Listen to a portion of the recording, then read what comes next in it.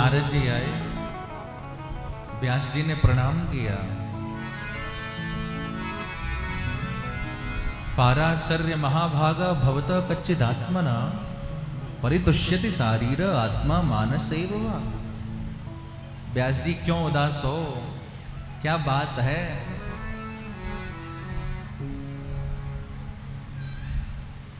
कितना भी छुपाओ चेहरा सब कुछ कह देता है। राधे राधे। राधे राधे। कितना भी छुपाइए चेहरा सब कुछ बता देता है। नारद जी पूछते हैं, व्यास जी क्या हुआ? बोले महाराज मैं क्या बताऊं, आज मेरा चित्त बहुत उदास है। क्यों उदास है? बोले मैंने क्या नहीं किया, मैंने सब कुछ किया।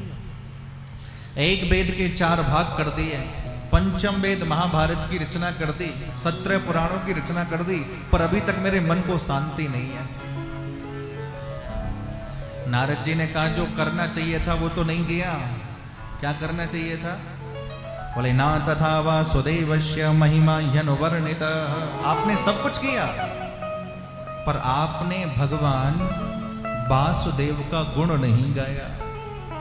इसलिए ना यद वसश्चित्र पदम हरिर्यसो जगत पवित्रम प्रगृणीत कर्हिचित् तदवा यशम तीर्थ मुसन्ति मानसा न यत्र हंसा निरमन्त्यु शिक्षया।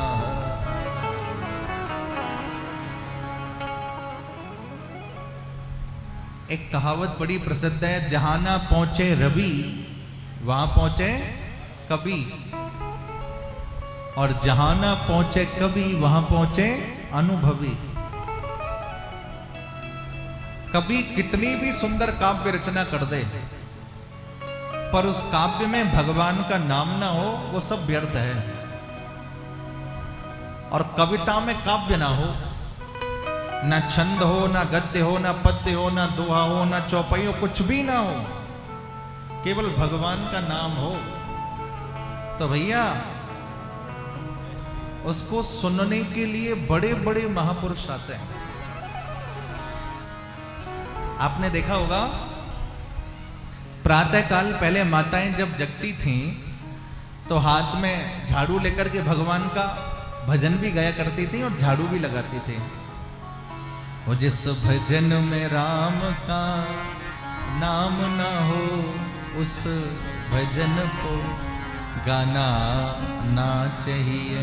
अब देखो सबको याद है ये, अब इसमें ना छंद है, ना गद्य है, ना पद्य है, ना दोहा है, ना चौपाई है, कुछ भी नहीं है, पर भगवान का नाम है।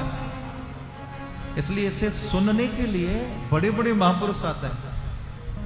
और आपने कविता करी बड़ी लंबी चौड़ी और भगवान का नाम नहीं है, तो गोस्वामी जी ने लिखा है, विधु वदनी सब भांति सवारी सोहना बसन बिना बर नारी। चंद्र बदनी नारी भी निर्वस्त्र शोभनीय नहीं है, उसी प्रकार कविता भी जिसमें भगवान का नाम नहीं वो शोभनीय नहीं है। नारद जी ने कहा व्यास जी आप मेरे कहने से काम करिए, श्रीमद् भागवत जी की रचना करिए। व्यास जी ने कहा महाराज आप कैसी बातें करते हैं, मैं अब बूढ़ा हो गया, क्या भागवत की रचना कर पाऊंगा?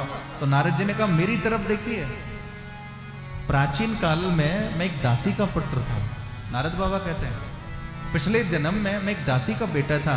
मेरी माता संतों की झूठी पत्तलें उठाती थी, मैं भी अपनी माँ के साथ में बैठ के उनकी झूठी पत्तलें उठाता था, कभी कभी उनका झूठा प्रसाद भी खा लेता था। एक बार संत पधारे हमारे यहाँ, चातुर्मास कर रहे थे। संत जब जाने लगे तो मैंने कहा मुझे भी अपने साथ ले चलिए। संतों ने कहा नहीं नहीं, पहले अपनी माता पिता की सेवा करो। संत जब जाने लगे तो मुझे मंत्र दे गए, मैं उस मंत्र का जप करता रहा।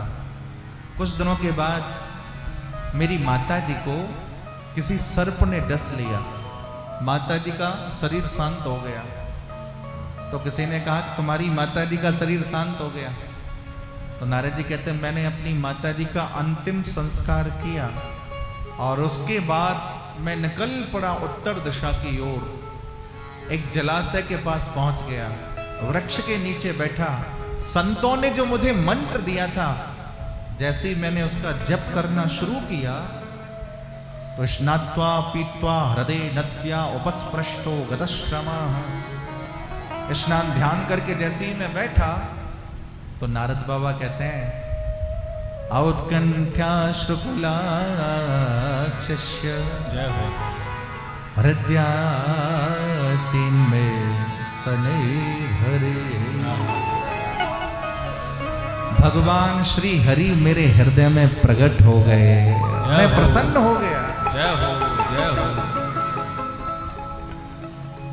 थोड़ी देर के लिए भगवान प्रकट हुए, लेकिन फिर अंतर ध्यान हो गए। देखो भाई, हमारे ठाकुर जी भी बड़े छलिया हैं। एक बार दर्शन देते हैं और फिर दूर चले जाते हैं। बोले दर्शन क्यों देते हैं? बोले भक्त को विश्वास हो जाए कि मैं हूं। और दूर क्यों चले जाते हैं? बोले फिर भगवान देखते हैं कि मेरा भक्त मेरे लिए रोता है या नहीं। राधे राधे राधे राधे। नारद जी ने कहा एक क्षण के लिए वो छवि प्रकट हुई, लेकिन अगले क्षण अंतर ध्यान हो गई। मैं व्याकुल हो गया। उसी समय आकाशवाणी हुई, इस जन्म में तो तुमको मेरा इतना ही दर्शन मिलना था, लेकिन अगले जन्म में जब तुम नारद बन के आओगे तब तुमको मेरा दर्शन प्राप्त होगा। नारद जी कहते हैं कुछ दिनों के बाद संसार में महाप्रलय हो गया और मेरा जो दूसरा जन्म हुआ, मैं ब्रह्मा जी के द्वारा प्रकट हुआ। और जैसे ही भगवान श्री हरि के पास वैकुंठ में गया तो भगवान श्री हरि ने मेरे हाथ में ये वीणा दे दी। आपने देखा होगा नारद जी के हाथ में वीणा लगी है। ये वीणा किसने दी है?